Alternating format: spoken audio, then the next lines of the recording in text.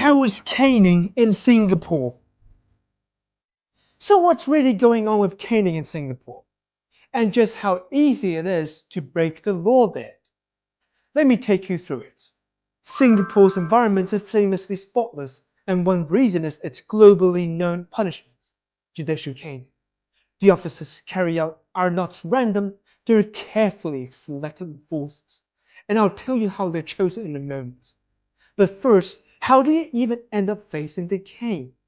Working illegally, graffiti, damaging public property, picking fights, and even using a fake car to ride the subway. All of these can land you there. Once charged, you're locked up, told you'll be caned, but never told when. The waiting itself is torture. Every day you'll see other inmates who've just been caned, lying face down, moaning in pain.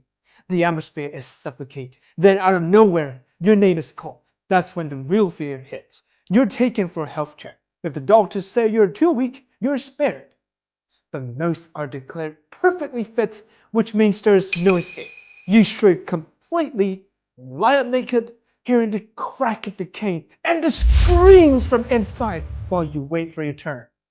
The moment your name is shouted, your whole body almost collapses. Inside the chamber, you see the cane officer, over 6 feet tall, and several doctors watching closely. There's a steel A-frame ready to strap you down, and bundles of long rattan planes soaked in water before use. Soaking makes them more elastic, more painful, and less easy to snap. Each stroke is sterilized to prevent infection. Each cane has a number, and the prison chief checks them monthly to ensure they meet strict hardness standards. The officers themselves are trained like athletes. They're chosen not just for size, but for coordination. Their whip speed must reach up to 160 kilometers an hour. They often even add a short run-up, twisting their hip, driving the shoulder, the same kinetic chain as a boxer's punch, to maximize the snap effect at the tip of the cane. That's why they're often wiry or slightly heavy-set, not just muscle-bound. Technique matters more than raw power. The aftermath is brutal. The scars are permanent. You can only sleep face down. The worst moment is using the toilet. The pain feels like the scabs are turned open all over again. Former workers who've been caned describe it exactly this way. The maximum sentence is 24 strokes, given only to men between 16 and 50. So how easy is it to break the law in Singapore? Very. Littering or spitting would cost you up to 5,000 Singapore dollars. Walking shirtless in public is illegal. Swearing is also illegal. Eating and drinking in the subway brings fines. Not flushing the public toilets, that's 5,000 yuan equivalent. Jaywalking, fine in jail. Smoking in a non-smoking zone, illegal.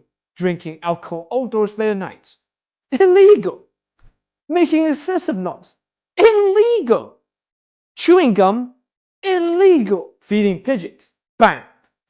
Leaving kids home alone or corporal punishment, banned. Flying a drone without a permit can bring a 250,000 yuan fine or 3 years in prison. Bringing chewing gum into the country can be treated as illegal importation, and that's up to 500,000 yuan and 2 years in jail. Even carrying a couple of sticks for yourself is risky. If you're caught spitting it out in public, that's 5,000 yuan.